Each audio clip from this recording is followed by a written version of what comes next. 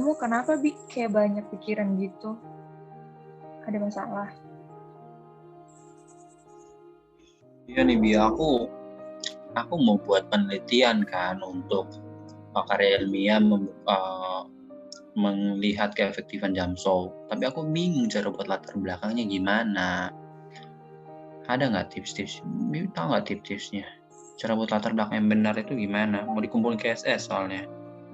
Oh, pas banget. Aku kemarin baru nonton salah satu video tentang cara buat latar belakang yang baik. Dan menurutku bagus sih videonya. Iya. Iya. Bi bisa share screen? Coba aku mau lihat. Oke, aku coba share screen ya. Baiklah teman-teman, jadi apa itu latar belakang? Menurut Tamrin dan kawan-kawan, latar belakang itu adalah salah satu bagian pendahuluan yang berisi uraian tentang alasan pemilihan topik suatu karya ilmiah. Dikatakan juga bahwa latar belakang adalah dasar titik tolak untuk memberikan pemahaman kepada pembaca atau pendengar mengenai apa yang ingin disampaikan. Jadi kesimpulannya, dari kelompok kami ingin berkata bahwa latar belakang ini adalah suatu uraian yang bertujuan memberikan pemahaman mengenai topik yang akan dibahas. Baiklah teman-teman, jadi hal apa saja yang harus ada di latar belakang? Ada 3, yaitu pertama kondisi ideal atau kondisi yang diharapkan terjadi. Nah yang kedua adalah kondisi faktual atau kondisi yang sesungguhnya terjadi di masyarakat. Dan yang terakhir adalah solusi berupa saran singkat atau penawaran penyelesaian masalah. Terima kasih. Sekarang kita akan masuk pada tujuan latar belakang. Adapun tujuan dari latar belakang ini adalah yang pertama, memberikan alasan yang tepat bahwa permasalahan yang ditentukan itu merupakan permasalahan yang memenuhi kriteria daripada judul penelitian. Nah, maksudnya adalah bahwa latar belakang ini memperkuat korelasi permasalahan dengan judul penelitian. Yang kedua, memperbanyak pengetahuan dalam identifikasi masalah sebanyak-banyaknya. Nah, di sini latar belakang memberikan insight lebih untuk melihat cakupan dari permasalahan yang diangkat. Yang ketiga, memperbanyak bahan pendukung agar dapat merumuskan hipotesis. Nah, di sini bahan-bahan pendukung yang ada pada latar belakang itu membantu peneliti untuk menentukan solusi apa atau hipotesis apa yang akan mungkin menjadi solusi dari permasalahan yang diangkat. Yang keempat, mengefektifkan pekerjaan peneliti dengan menghimpun identifikasi masalah dan hipotesis secara bersama-sama. Nah, ini akan memberikan gambaran masalahnya seperti apa dan hipotesis yang mungkin itu seperti apa secara serempak. Selanjutnya adalah manfaat dari latar belakang ini. Apa sih manfaatnya? Yang pertama adalah memberikan alasan yang rinci dalam melakukan penelitian. Ya, karena alasan itu harus rinci ya. Jangan kalau kita ditanya, kenapa melakukan penelitian ini? Ya enggak tahu kok tanya saya, itu nggak bagus. Yang kedua adalah menegaskan bahwa topik penelitian itu bermanfaat baik. Contoh misalkan penelitian meta hypertank di season 22. Nah, itu ada manfaatnya supaya bisa diimplementasikan. Yang menjawab itu ketiga, memberikan gambaran konkret. Jadi ini bisa dipraktekkan juga. Keempat, memberikan kemudahan kepada pembaca dalam memahami rincian dan detail penelitian dilakukan. Karena ketika pembaca melihat laporan penelitian ataupun hasil penelitian orang, itu pasti latar belakang akan mendasari segala sesuatunya untuk dilihat lebih rinci. Yang kelima, menjadi pijakan peneliti untuk fokus melakukan penelitian dengan masalah yang diangkat. Karena latar belakang adalah dasar dari suatu penelitian, kenapa penelitian itu juga dilakukan. Sekian.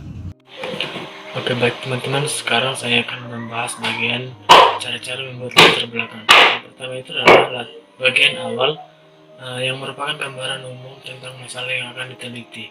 Biasanya jika kita ibaratkan dengan model piramida terbalik, jadi membuat latar belakang itu dibuat dari secara global dulu seperti itu dan mengerucut hingga fokus pada masalah inti, objek, serta ruang lingkup yang akan diteliti. Pada bagian tengah terdapat ungkapan fakta, fenomena, data-data, dan pendapat para ahli yang berkenaan dengan pentingnya masalah yang diangkat dan juga efek negatifnya jika tidak segera diatasi.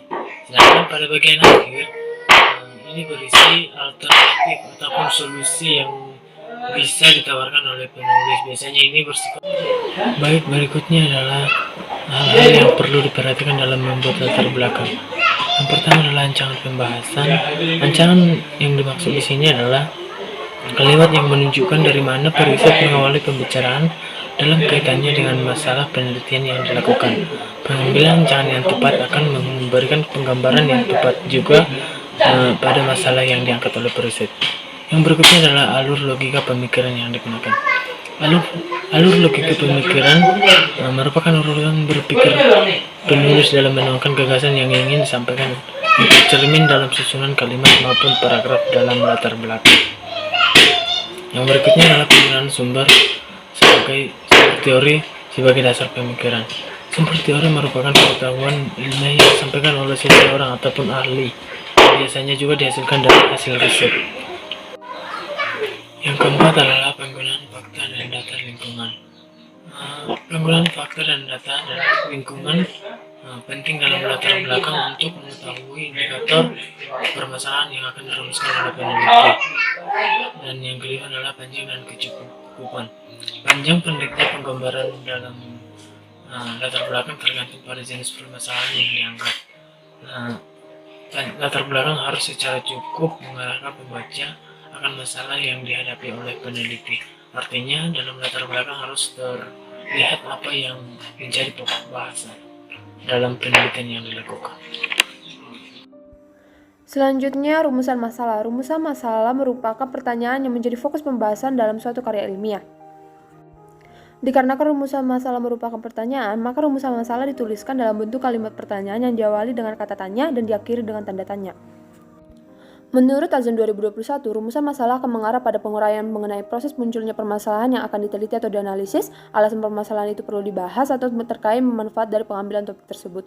Yang pada intinya, perumusan masalah haruslah mendeskripsikan antara keadaan yang ada dan keadaan yang diharapkan dengan mengidentifikasi ruang lingkup masalah terlebih dahulu. Oleh karena itu, mengidentifikasi dan merumuskan masalah termasuk bagian yang penting dalam suatu penelitian. Penulisan rumusan masalah juga dapat dipengaruhi oleh metode penelitian yang digunakan, apakah menggunakan metode kuantitatif atau penggunaan metode kualitatif. Di mana menurut Kristanto 2018, dalam penelitian yang menggunakan metode penelitian kuantitatif, pertanyaan dalam rumusan masalah akan dijawab secara teoritis oleh hipotesis penelitian. Sedangkan dalam penelitian yang menggunakan metode penelitian kualitatif, pertanyaan dalam rumusan masalah tidak harus dijawab secara teoritis. Oleh karena itu, dalam penelitian penting perumusan masalah, karena rumusan masalah akan mempertajam penelitian masalah agar inti atau fokus dari permasalahan tersebut menjadi lebih jelas. Sekarang kita akan membahas mengenai tujuan penelitian. Tujuan penelitian merupakan rumusan kalimat yang menunjukkan adanya suatu yang akan dicapai dalam suatu penelitian. Karakteristiknya yaitu seperti pengulangan dari rumusan masalah. Bedanya dalam rumusan masalah disajikan dalam bentuk pertanyaan, sedangkan dalam tujuan penelitian disajikan dalam bentuk pernyataan yang diawali dengan kata kerja. Menurut Dharma Laksa pada tahun 2020 juga dikatakan bahwa tugas peneliti adalah memastikan pelaksanaan penelitian tiba atau sampai di tujuan penelitian yang sudah direncanakan sebelumnya. Terdapat dua jenis tujuan penelitian berdasarkan metode penelitian. Menurut Basuki pada tahun 2021, jika kita menggunakan penelitian kuantitatif, maka tujuan penelitian menggeneralisasi hasil penelitian agar dapat digunakan untuk memprediksi situasi yang sama pada populasi lain. Sedangkan dalam penelitian kualitatif biasanya mencakup informasi tentang fenomena utama yang diselidiki dalam penelitian dan lokasi penelitian. Tujuan dari tujuan penelitian ini adalah untuk mengungkapkan jawaban dari masalah penelitian yang diajukan. Sekarang kita masuk ke dalam Biblical Christian Worldview. Di sini Bolt mendefinisikan sebuah cara pandang atau worldview ini sebagai sebuah pandangan yang menyeluruh yang penuh perhatian mengenai kehidupan manusia dalam relasi dengan Allah, dunia, dan juga manusia lainnya. Di sini juga Bolt lanjut mengatakan bahwa cara pandang orang Kristen ini tuh membentuk cara hidupnya juga orang Kristen. Ini tuh berguna untuk membuat keputusan ataupun juga memilih bidang-bidang pekerjaan. Pandangan Alkitab sangat penting untuk diterapkan dalam bidang pendidikan, karena dengan pandangan Alkitab maka kita akan dimampukan untuk mengeksplorasi berbagai isu-isu ilmiah, sehingga apapun isu-isu ilmiah yang datang atau yang kita temui, kita tidak akan sekedar menerimanya saja, tetapi kita akan diajak untuk memikirkan, menyelidiki ataupun menganalisa, sehingga kita dapat mengambil kesimpulan yang benar.